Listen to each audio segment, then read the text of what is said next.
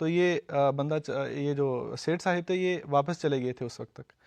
تو ظہر کا وقت آتا ہے تو ظہر کے بعد کسی نے حضور سے بیان کیا کہ اس طرح سیٹھ صاحب آئے تھے ممبئی سے اور 500 روپیہ بھی ساتھ لائے تھے.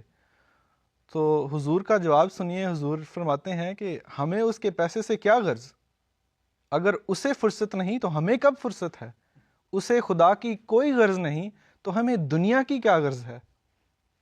بالکل عمر فاروق صاحب، حضرت مسیح السلام کی تحریرات میں، اشعار میں حضور کی دنیا سے بے رغبتی اور پھر اپنی جماعت کو، اپنے محبین کو اس کی تعلیم دینے کا جگہ جگہ ہمیں ذکر ملتا ہے. ایک جگہ حضور فرماتے ہیں مجھ کو کیا ملکوں سے، میرا ملک ہے سب سے جدا، مجھ کو کیا تاجوں سے، میرا تاج ہے رضوان یار. پھر اپنی جماعت کو اس طرف نصیحت کرتے ہوئے حضور فرماتے ہیں کہ کیا زندگی کا ذوق اگر وہ نہیں ملا، لعنت ہے ایسے جینے پہ گر اس سے ہیں جدا.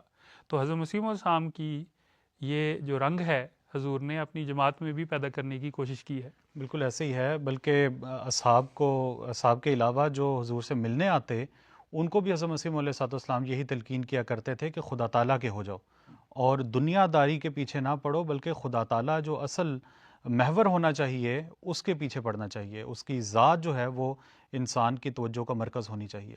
ایک واقعہ ملتا ہے، شیخ عبدالحق صاحب یہ فرماتے ہیں کہ ایک تحصیل بٹالہ میں ایک بزرگ ہوئے ہیں امام علی شاہ صاحب، اور ان کے جو معتقدین تھے وہ بہت زیادہ تھے، بلکہ ان کے جو ماننے والے تھے انہوں نے دیہات کے دیہات ان کے نام کر دیے تھے.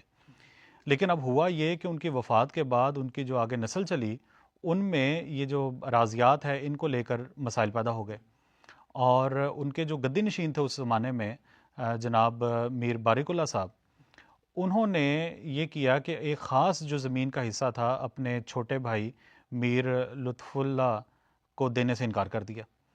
اب میر لطف اللہ صاحب نے اپنے بڑے بھائی پہ تقسیم اراضی کا مقدمہ دائر کرا دیا، اور یہ جو مقدمہ تھا وہ شیخ عبدالحق صاحب کی جو جہاں پہ کام کرتے تھے وہاں پہ یہ اس کی سنوائی ہوتی تھی.